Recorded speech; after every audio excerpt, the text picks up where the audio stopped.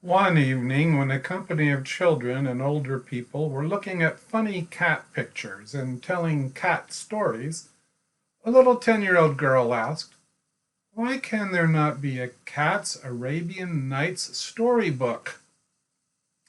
"There would have to be a cat king or emperor or sultan," said her next older sister.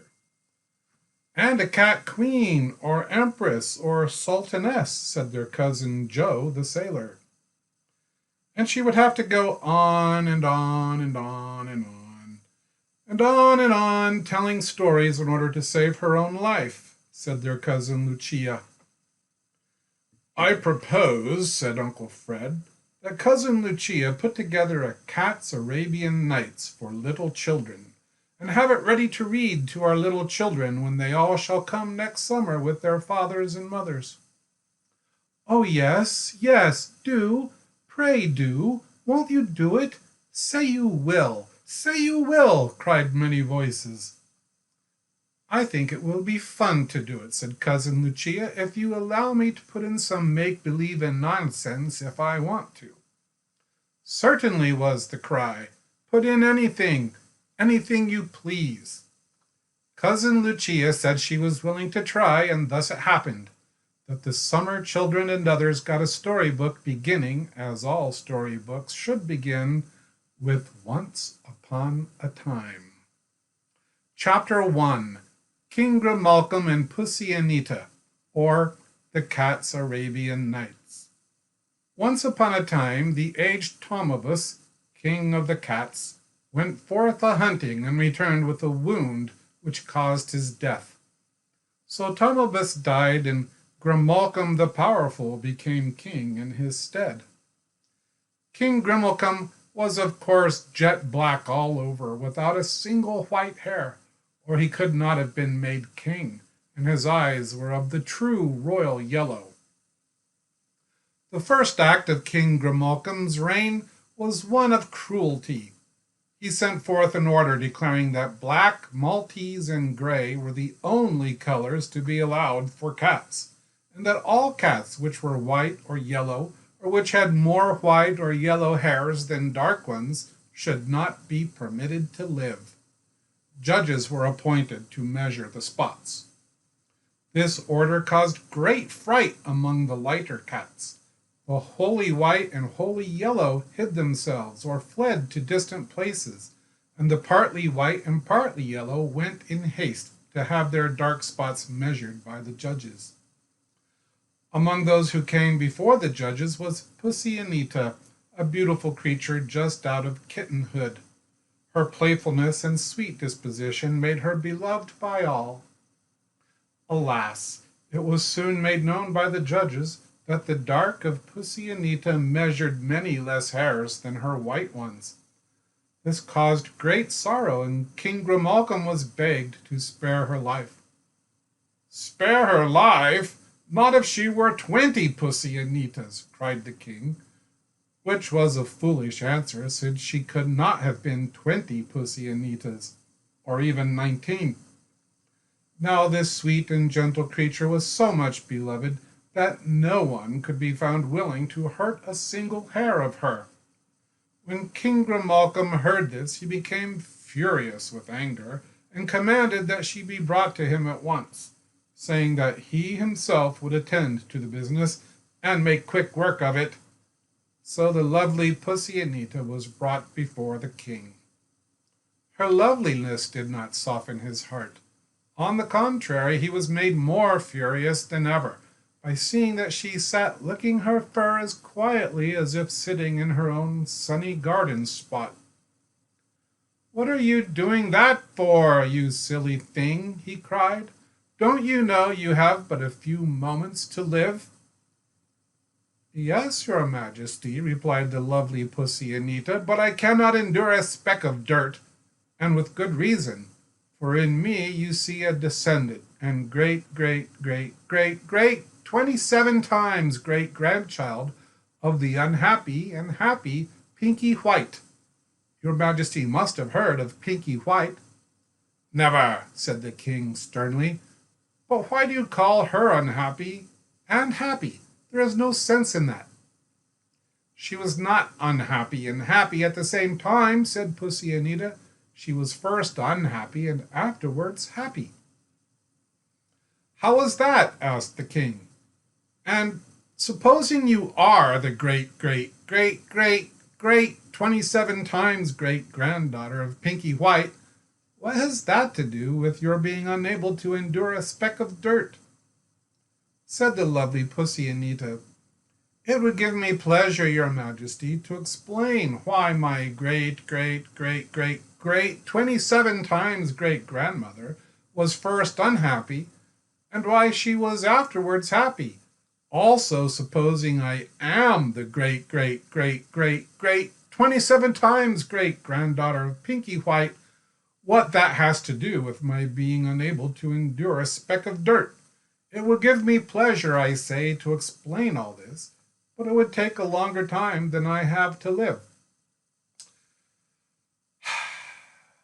Time shall be granted you, said the king, for I am curious to know why your great 27 times great grandmother Pinky White was unhappy and why she was happy, and to know why your being her great 27 times great granddaughter should be a reason why you are unable to endure a speck of dirt. At your majesty's request, replied Pussy Anita, I will tell you the story of my great 27 times great grandmother Pinky White as she herself told it when ordered to do so at Lady Yellowpaw's famous party. Stop, cried the king.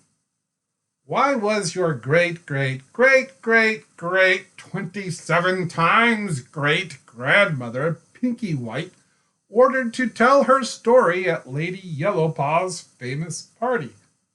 Who was Lady Yellowpaw? Why was her party famous? Please, your majesty, replied Pussy Anita, I shall be happy to explain to your majesty who was Lady Yellowpaw and why her party was famous, and why my great 27 times great grandmother Pinky White was ordered to tell her story at that party. But your majesty must perceive that to do all this will require much time.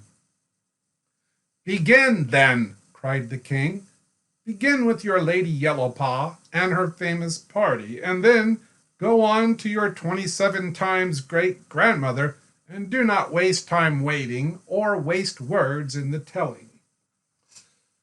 The lovely Pussy Anita bowed and began with Lady Yellowpaw and her famous party, and then went on to tell the story of Pinky White as told by herself at that famous party.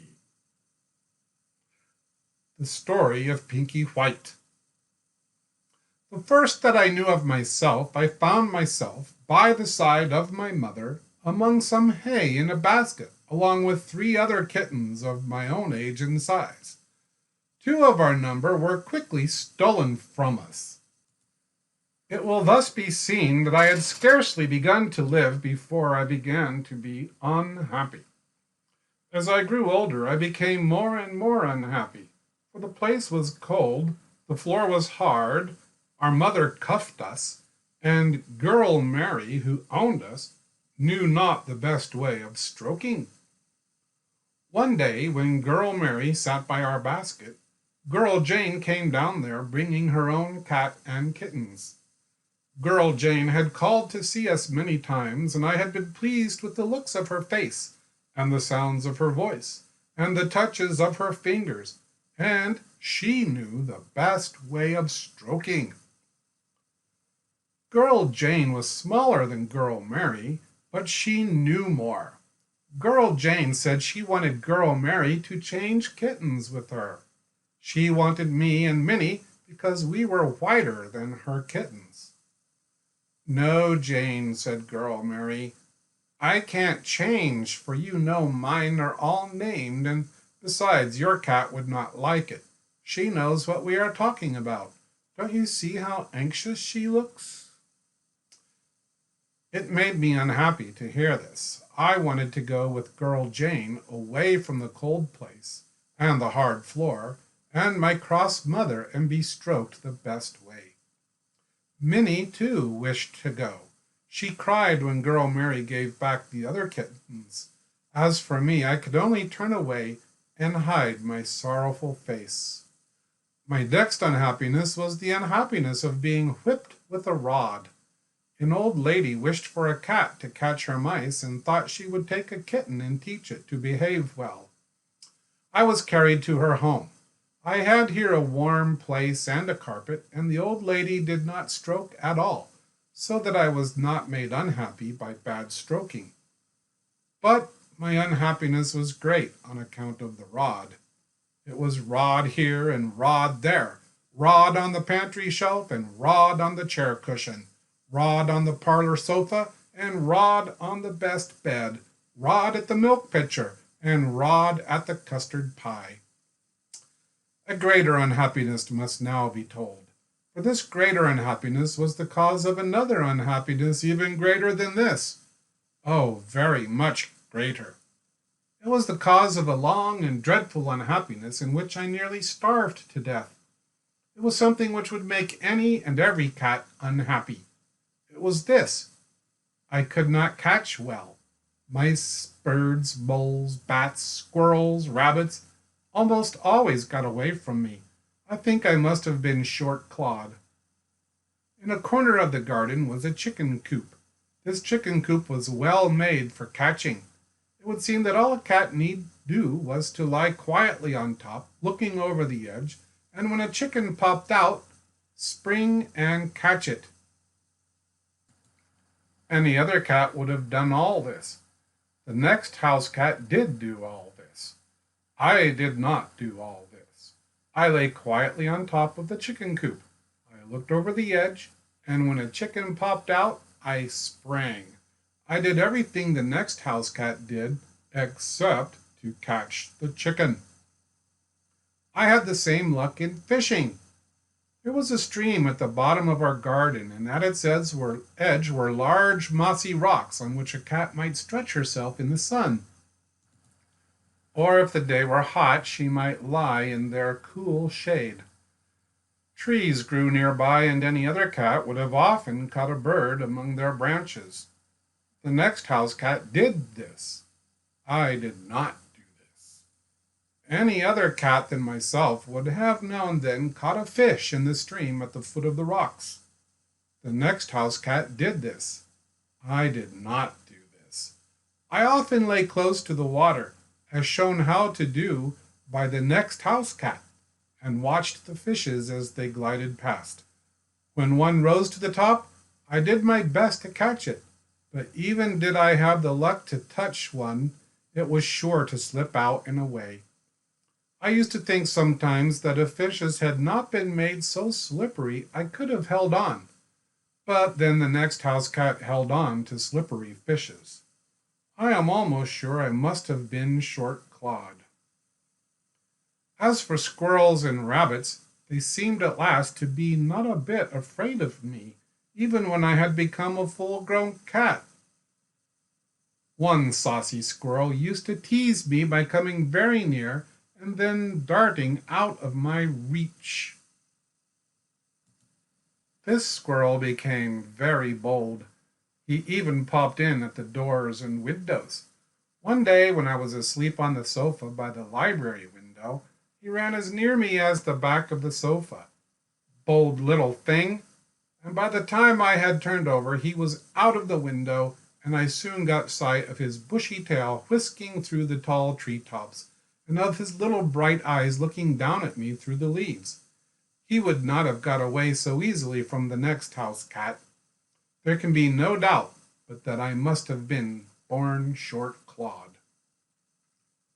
The next house cat caught mice. I did not. I might have caught some had not the mouse holes been made so small. But then the next house cat had the same kind of mouse holes I had. Sometimes I thought if I had been a tabby, I might have caught as well as the next house cat. But then I could not be a tabby. One day, Oh, unhappy day! The next house cat's mistress came to see my mistress, and they talked of cats. I lay outside under the open window and heard every word and understood. Mistresses, as you very well know, dear Lady Yellow Paw, as all of you at this famous party very well know, mistresses have no idea how much their cats can understand. Said my mistress, Pinky White is the neatest cat that ever was seen. She will have no dirt on her fur. She licks off every speck. She keeps herself snow white, and I have taught her to behave well. I no longer keep a rod, but she catches no mice. You feed her too well, said the next house cat's mistress. Send her to Miss Rhodey and get you a mouser. Miss Rhodey is out of a cat and is waiting to find a neat one. Miss Rhodey has managed cats these 40 years and knows how to do it. Miss Rhodey never feeds a cat. If it won't catch mice, she drowns it. I will send Pinky White to Miss Rhodey tomorrow, said my mistress. This frightened me. Oh, what should I do? What could I do? In my agony of distress, I ran round and round in a circle in the potato patch, tore up the squash vines, and at last I sprang over the high wall, and in that house and garden I was never seen more. Then began the terrible unhappiness of my life. No tongue can tell what I suffered.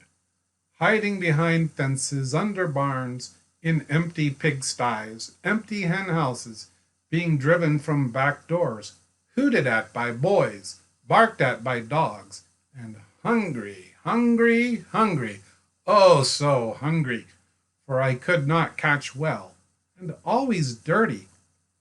Ah, none who have not felt it can know the unhappiness of a cat without a home. One day I thought surely I should taste a bit of meat. A black and white kitten kindly told me of a large bone she had seen in a yard, and we scampered to that yard. But alas, 3 others were already gnawing the bone, and there was nothing on the bone, for a Tommy Cat had kept the others away till he had eaten off all the meat, and then he sat seeing them gnaw the bare bone. I did not gnaw. I did not wish to gnaw the bare bone. One day a dreadful thing happened to me. It was when I was hungrier than I had ever been before, though I had been very hungry. I was so hungry I thought I could not live, and I went into the fields to try to catch something. It was a silly thing for me to try to catch a rat when I was short-clawed. I did. A great rat went into a field, and I thought, oh, if I could only get that rat. I must have that rat. I must.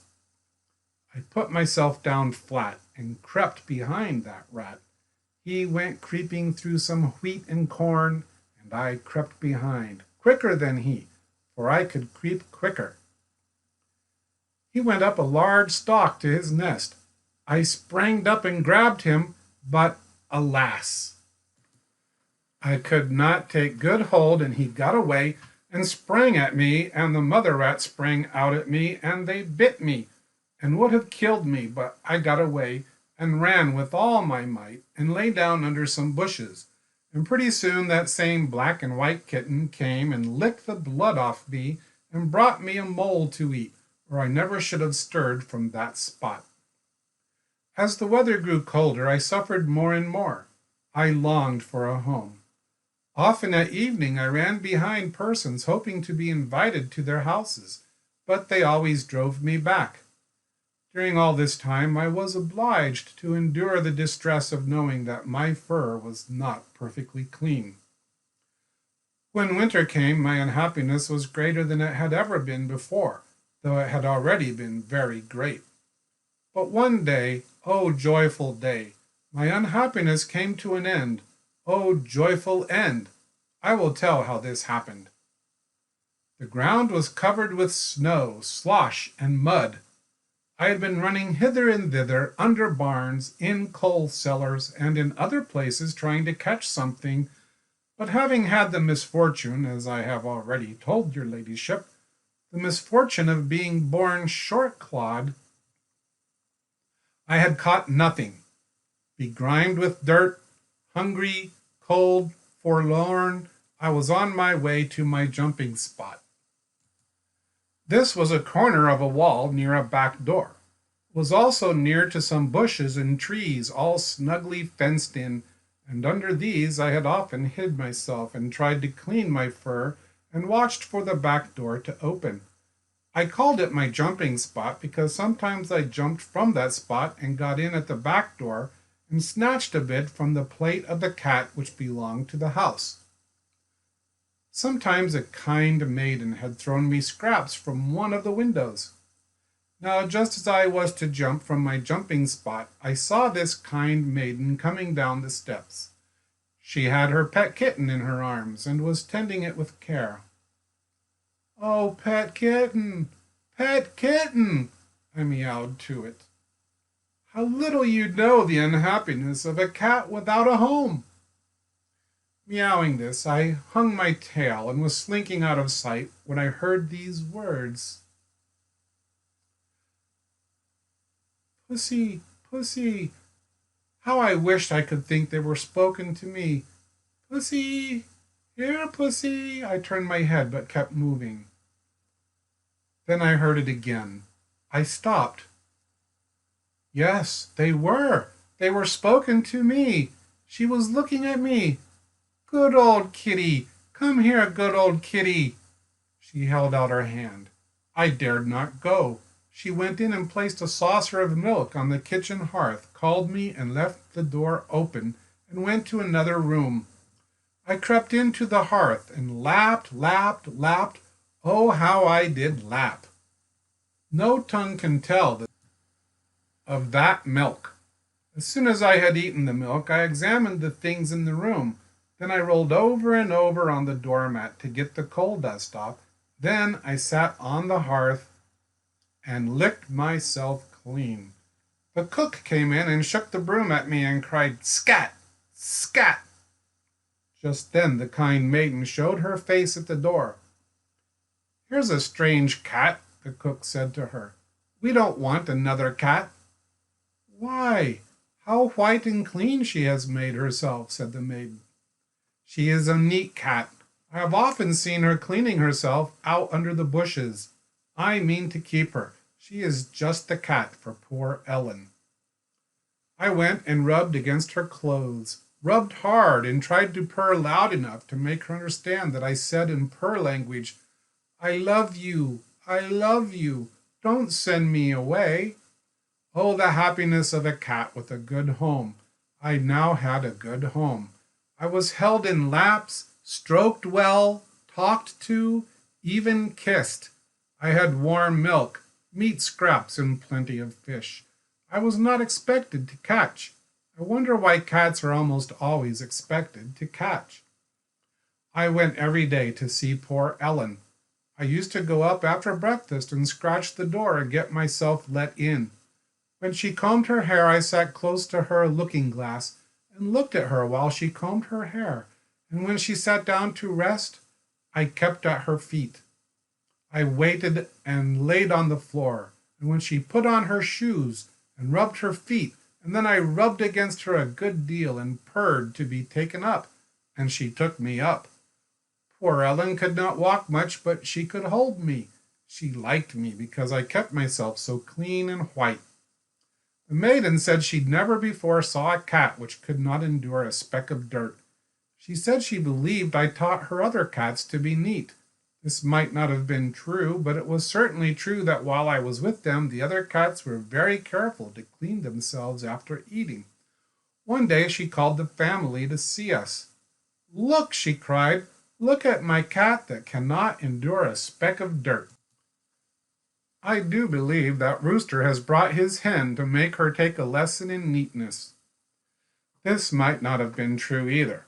He might have brought her to make her take a lesson in neatness, or he might have brought her for the scraps we often left.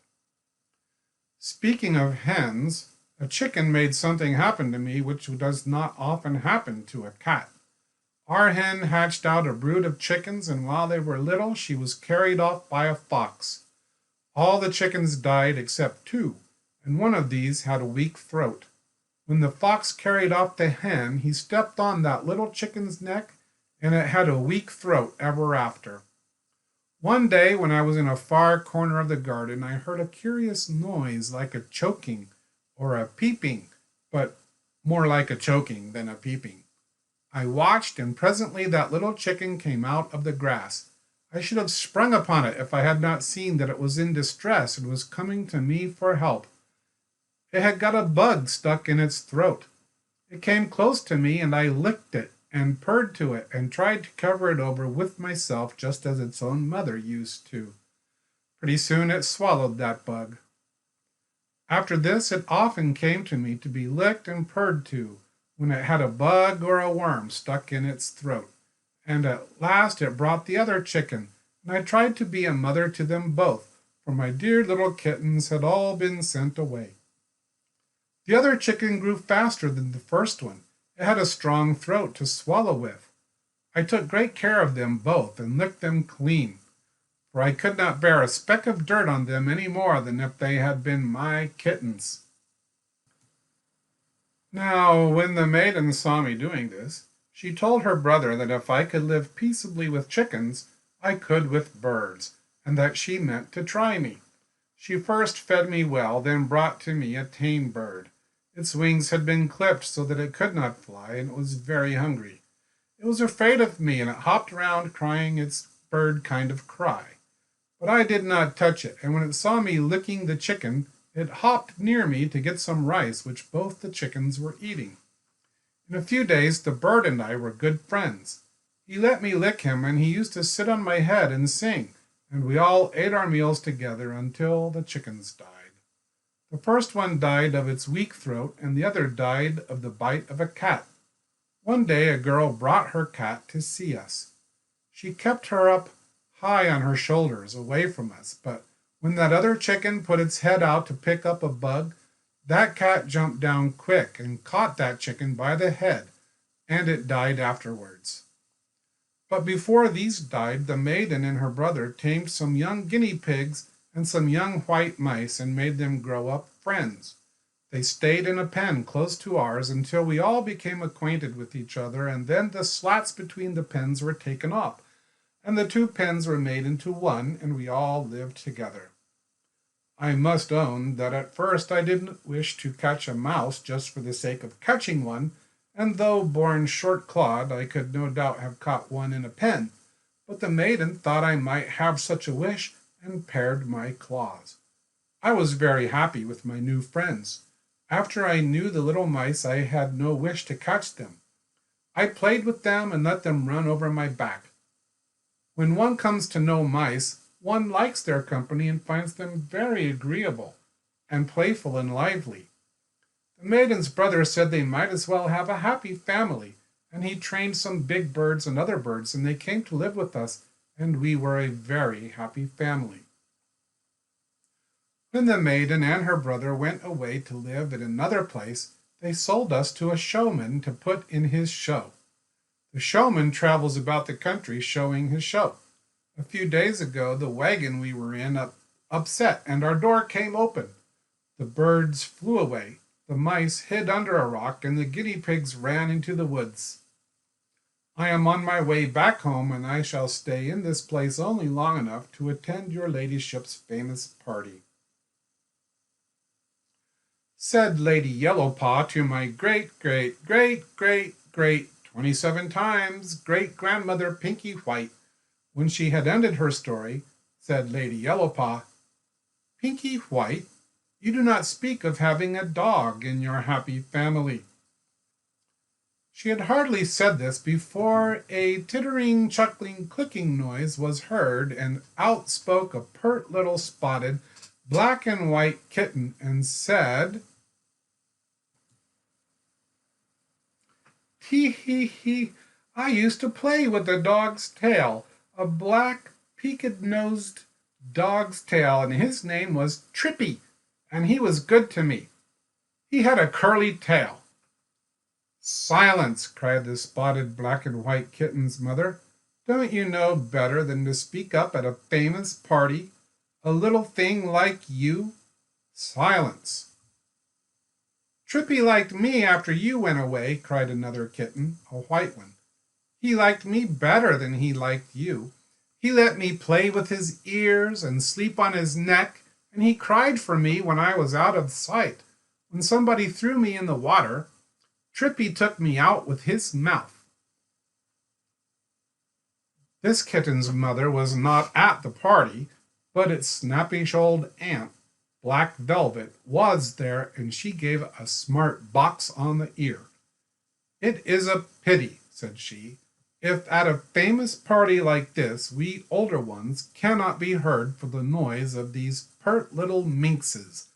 I myself could tell a story stranger far than even the one just heard from that very neat pussy cat, Pinky White, with her happy and her unhappy and her not a speck of dirt.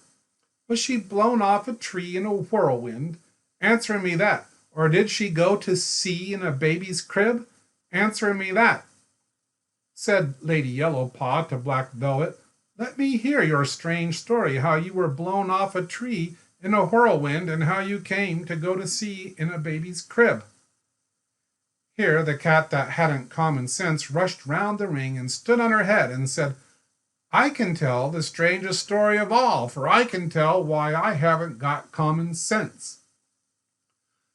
When the lovely Pussy Anita had told thus far, she stopped suddenly and said to King Grimalkin, "I beg your Majesty's pardon."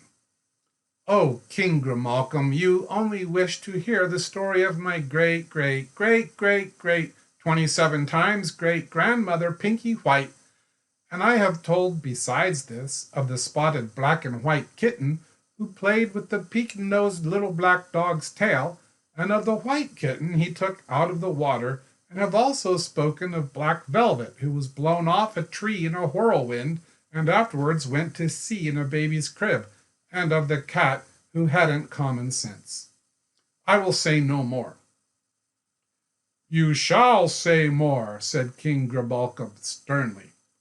"I can never close my eyes to slumber until I know how it happened that Black Velvet was blown off a tree in a whirlwind and afterwards went to sea in a baby's crib." "A baby's crib is a strange thing to go to sea in. Why not in a boat, or in a tub, or even on a board? Why go to sea at all when there is plenty of ground, and when cats hate water even? And as for that other cat, why had she not common sense? She needed common sense. Every cat needs common sense." "I can tell your Majesty in a few words why the cat that hadn't common sense, replied Pussy Anita. "It was because she lost it. Do you ask how? I answer, by a looking-glass and a clock.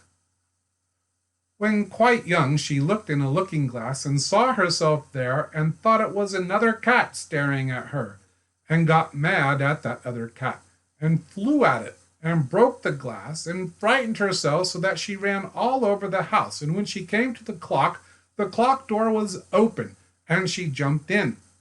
The clock door got shut, and she had long to stay there, and the noises in the clock almost made her crazy, and she never had common sense afterwards. This tells why the cat that hadn't common sense, continued Pussy Anita. But to tell all about Black Velvet, and how it happened that she was blown off a tree in a whirlwind, why she went to sea at all when there was plenty of ground, and cats hate water, will take a longer time than I have to live." "Time shall be granted you," cried King Grimalkin. Go on at once." The lovely Pussy Anita then went on at once, to tell the story of Black Velvet as told by herself at Lady Yellowpaw's famous party. But to hear the story of Black Velvet as told by herself at Lady Yellowpaw's famous party will take more time than we have here in this video. Please check for the next video.